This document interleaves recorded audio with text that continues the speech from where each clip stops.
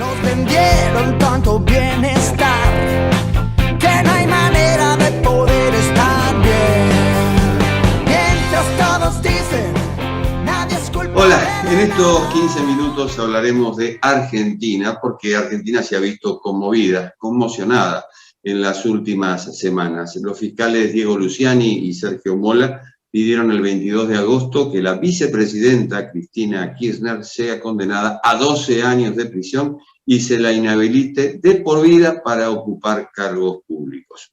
La acusan de haber liderado una red de corrupción en obras de infraestructura y es el primer pedido de condena contra la vicepresidenta Kirchner y agita aún más las convulsas aguas de la política argentina, marcada por la crisis económica, la inseguridad y, por cierto, las divisiones dentro de las coaliciones de gobierno y de la oposición. Bueno, todo tiene su origen en una causa, la causa Vialidad Nacional.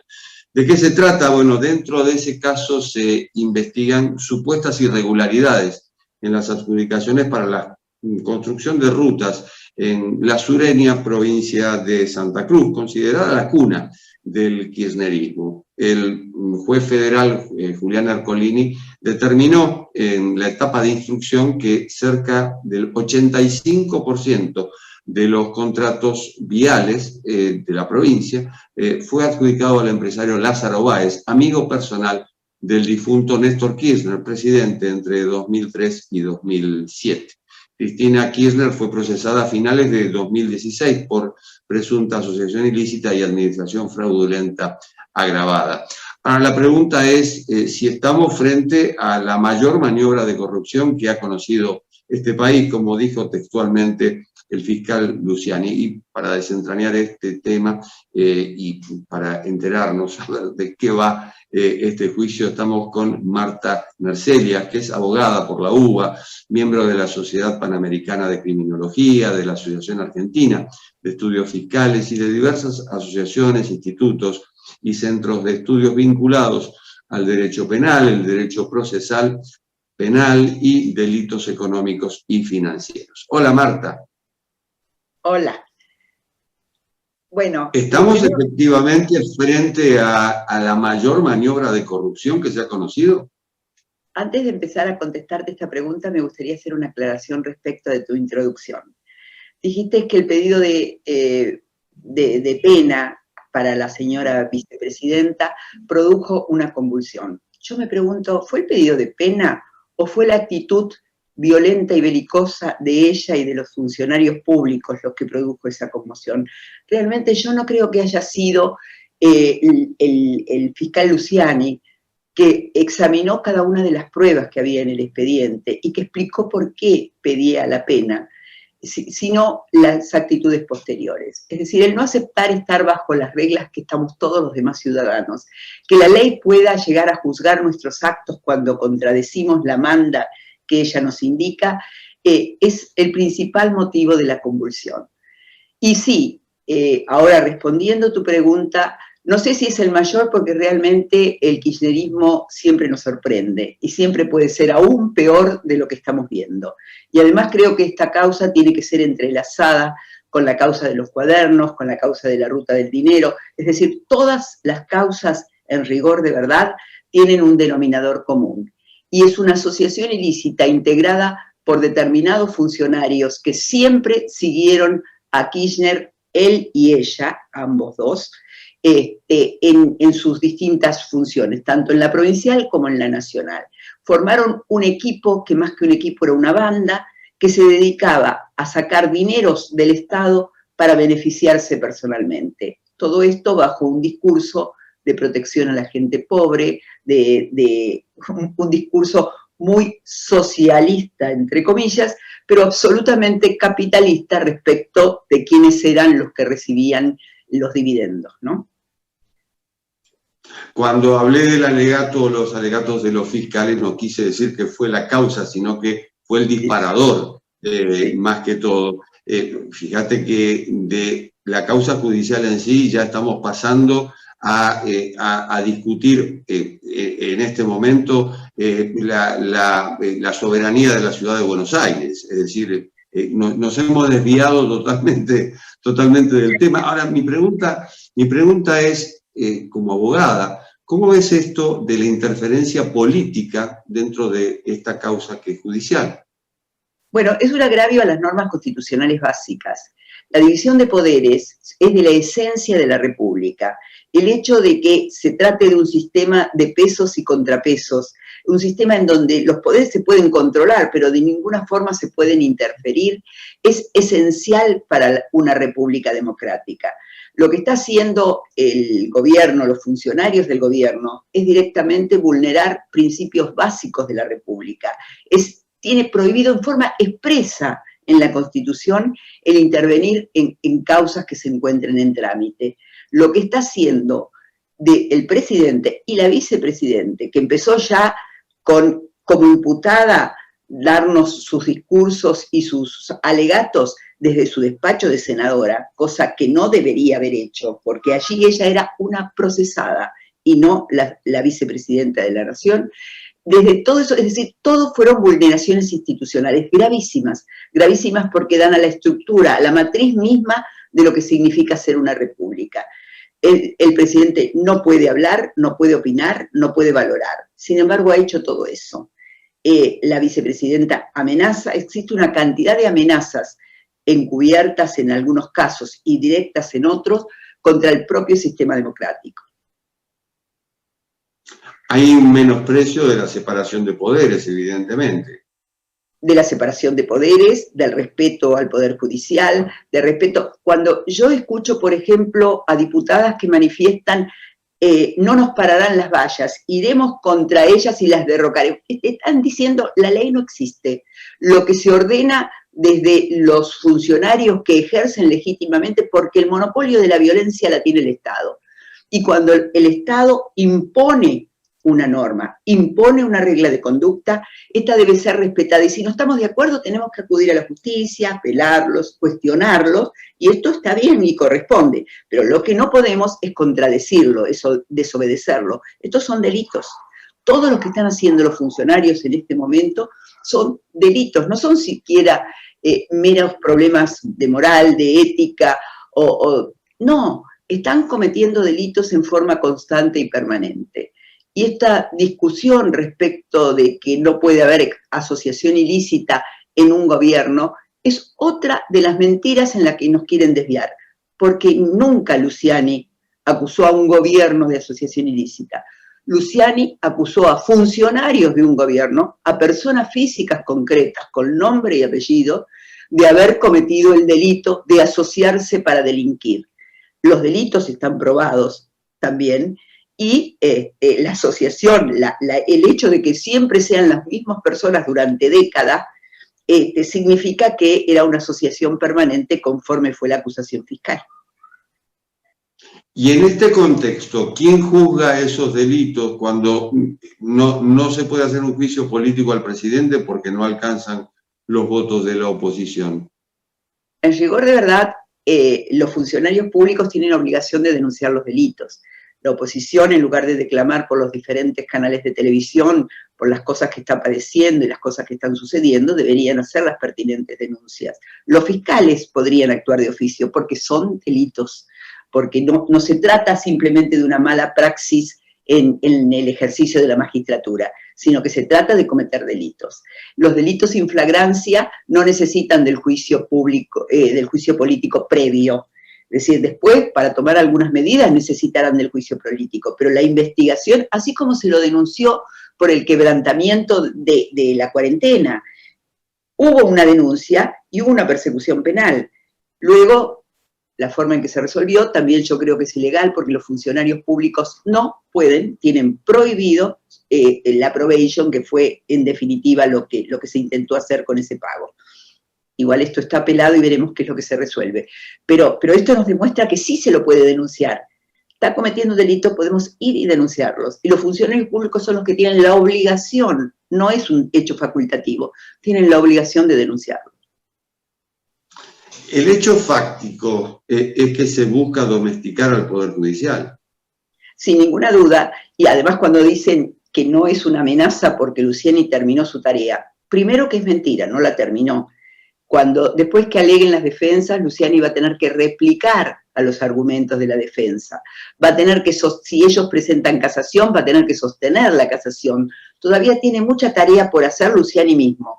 Pero además, pegándole a Luciani, le están en definitiva advirtiendo a todos los demás: si se meten con nosotros, esta será la paga que recibirán. Es decir, es una amenaza al resto del Poder Judicial. Amenaza que muchos funcionarios los hace que se amedrenten y que paren en su accionar. A otros, por el contrario, le crean espíritu de cuerpo y comienzan a salir resoluciones que estaban como retenidas, como adormecidas, y sin embargo empiezan para respaldar justamente este pedido, a resolverse otras situaciones. Por eso te preguntaba cuánto puede interferir el poder político en la decisión de jueces en estos casos. Lamentablemente en nuestro sistema judicial tenemos de todo. Tenemos jueces independientes, jueces que saben de su oficio y jueces que además no tienen miedo a trabajar, que es el caso de Luciani, por ejemplo, y también del tribunal que tiene a su cargo este juicio. Tengo la mejor impresión de los 3 jueces y la verdad que su pasado y su jurisprudencia nos muestra jueces realmente objetivos y que cumplen con su tarea. Pero no todos son iguales. Tenemos inclusive lo que se denomina justicia legítima, que no tiene ningún pudor en manifestar que son amantes del kirchnerismo, cuando tienen prohibido los jueces adherir a algún partido político o a alguna persona política. Sin embargo, lo hacen, sacaron un apoyo a la presidenta después del alegato del fiscal, lo cual está absolutamente prohibido, y sin embargo, no solo no fueron solidarios con el que estaba ejerciendo la función, sino que por el contrario lo atacaron para defender a una funcionaria cuya corrupción está a la vista de todos. Es decir, uno puede decir, esa prueba no me alcanza, esa prueba no me gusta, pero uno no puede decir que puede tener el patrimonio que tiene si no hubiera cometido delitos de defraudación, cuanto menos. Es decir, no dan las cuentas, no le da el blanco, no solamente el negro. Entonces, ante un hecho tan evidente de corrupción, todas estas manifestaciones de supuesto apoyo, la justicia no es una justicia popular. La suma de las personas que yo logre juntar en la puerta de Comodoro Pi no deben de influir en el ánimo de los jueces para absolver ni para condenar. Ellos deberían cerrar sus ventanas y resolver en donde deben hacerlo, en el expediente, con la prueba que tienen o no tienen en ese expediente para determinar qué es lo que se debe concluir. Bueno, también hubo apelaciones, invocaciones al indulto presidencial cuando todavía no hay sentencia. Bueno, yo creo que el indulto presidencial no va a ocurrir, pero no porque no quisiera zafar de los temas judiciales, sino por 2 cosas. Primero, porque el indulto es un reconocimiento del delito. El indulto lo único que hace es perdonar, no borrar la ilicitud del hecho. Y esto es lo que la señora no ha querido desde el principio, porque ella quiere que la santifiquemos y que digamos que ha sido la mejor presidente que hemos tenido. Y en segundo lugar, porque no le serviría, porque el indulto sería por esta condena, pero ella tiene un montón de otras causas en trámite, con lo cual en esas causas no pueden indultarla. Así que, al contrario, la perjudicaría en esas causas, porque estaría reconociendo la responsabilidad en esta, aceptando el indulto, y lo cual influiría en forma directa en las causas que están en trámite. Por lo que yo creo que el indulto no es un peligro que nos esté acechando. ¿Cómo sigue el proceso? Se supone que habrá sentencia a fin de año, que luego hay apelaciones, pero ¿cómo es escalonadamente, digamos? Lo primero que va a ocurrir son los alegatos de las defensas, es decir, ahora tienen un tiempo que empieza el lunes que viene, en donde cada uno de los defensores, de los muchos procesados que hay en la causa, van a tratar de derribar las pruebas presentadas por el fiscal. Por los interrogatorios que yo he visto, porque he acompañado a algunos testigos, porque los testigos, los funcionarios que realizaron la tarea de investigar esta corrupción fueron perseguidos y fueron denunciados, y algunos de ellos yo los defiendo, motivo por el cual los he acompañado cuando declararon en testimonial en esta causa, y por las preguntas que hacían y demás, entiendo que en los alegatos lo primero que van a hacer es mentir alevosamente, decir que los juicios que imputaban a determinados funcionarios han sido sobreseídos cuando no es lo que ha ocurrido. Es decir, yo creo que hay que estar muy preparado para encontrarnos con sorpresas desagradables, porque realmente un abogado debe de tratar de colocar en la mejor situación procesal posible a su cliente, porque para eso es su defensor, pero, y marcar las irregularidades que haya habido, marcar las ilegalidades, hacer que el derecho de defensa pueda ser desarrollado en toda su potencia, pero lo que no puede es tergiversar los hechos de la causa, la prueba que hay, es como ir y robarse una prueba. Es decir, esto está prohibido no solo éticamente, sino jurídicamente. Sin embargo, nos vamos a ver con casos de esto, porque lamentablemente parecería que en este caso la defensa no tiene los límites que tenemos los defensores en los otros procesos. Luego de eso, ¿te da sensación de impunidad, sí, Marta? Yo creo que la prueba de que actuaron creyendo en la impunidad es la cantidad de huellas digitales que dejaron en todos los lugares por donde pasaron. Es decir, un estafador común, un defraudador común, no deja tantos indicios como ellos dejaron. Normalmente, si uno le tiene algún temor a la ley, actúa en una manera más clandestina. Ellos cometieron sus delitos a plena luz y se fotografiaron cometiéndolos. Realmente, reconstruir la prueba fue muy costoso por la cantidad de obstrucciones y de obstáculos que vinieron desde el poder, pero no porque no hubiera huellas suficientes en las escenas del crimen. Recogerlas solamente permitía armar la matriz de la asociación y acreditar las defraudaciones que cometieron. Esto es por impunidad, solo por impunidad. Y ahora continuarán intentando que esta impunidad lo siga amparando.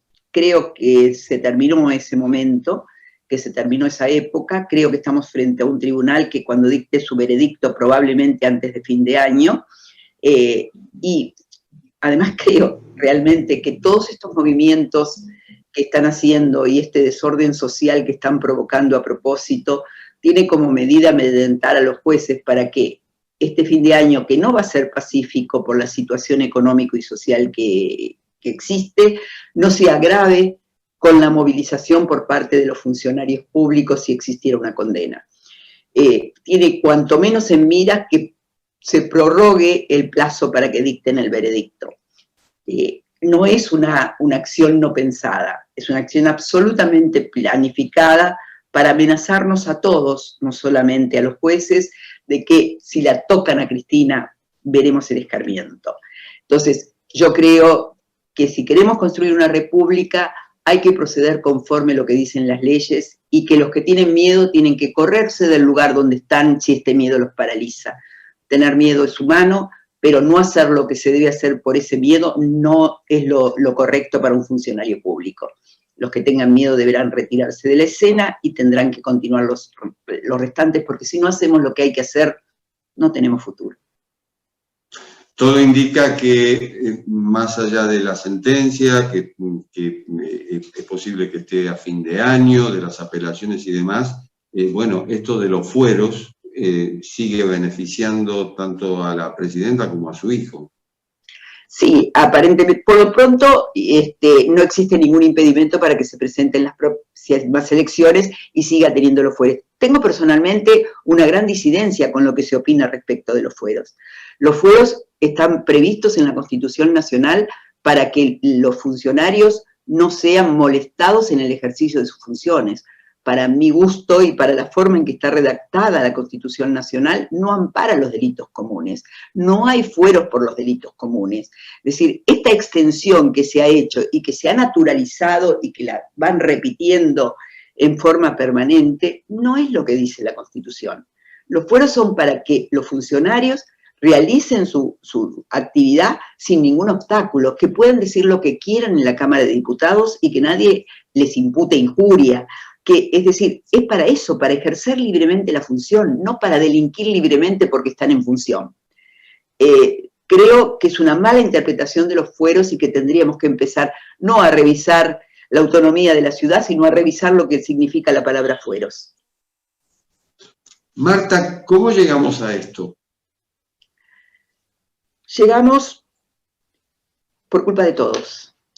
Creo que todos hemos colaborado y hemos contribuido. Algunos con nuestro silencio, algunos no haciendo lo que debíamos hacer en algunos momentos, cuando veíamos qué sé yo, desde una coima al delito que sea, guardar silencio y decir, bueno, no es mi problema, no es mi asunto, y otro a permitir que se haya desvalorizado la educación como se hizo. La piedra fundamental de cualquier cambio en cualquier sociedad es la educación. Nuestra educación hoy realmente está vaciada de contenidos. Aún los que van a los mejores colegios y aún los que tienen la posibilidad de asistir diariamente a sus clases, tienen vaciado de contenido sus programas. La propia carrera está desprovista de los contenidos que tiene que estar. Cuando eliminaron la instrucción cívica de las facultades, del colegio secundario, en realidad quitaron un arma de defensa de las instituciones importantísima. Y la poca educación a ese respecto que se da es adoctrinamiento. Y sea para un lado, sea para el otro, el adoctrinamiento es siempre malo. Nosotros tenemos que enseñar a los chicos a pensar, no a repetir lo que nosotros le decimos. Y este enseñar a pensar no está ocurriendo. Y mientras no esté ocurriendo, somos rehenes del voto de la gente que vota sin pensar, sino que vota pensando en las regalías que ese voto pueda producirle. Marta Nerselias, doctora, muchísimas gracias. No, al contrario, gracias a ustedes. Y gracias por acompañarnos en este cuarto de hora. Nos reencontramos en la próxima. Chao.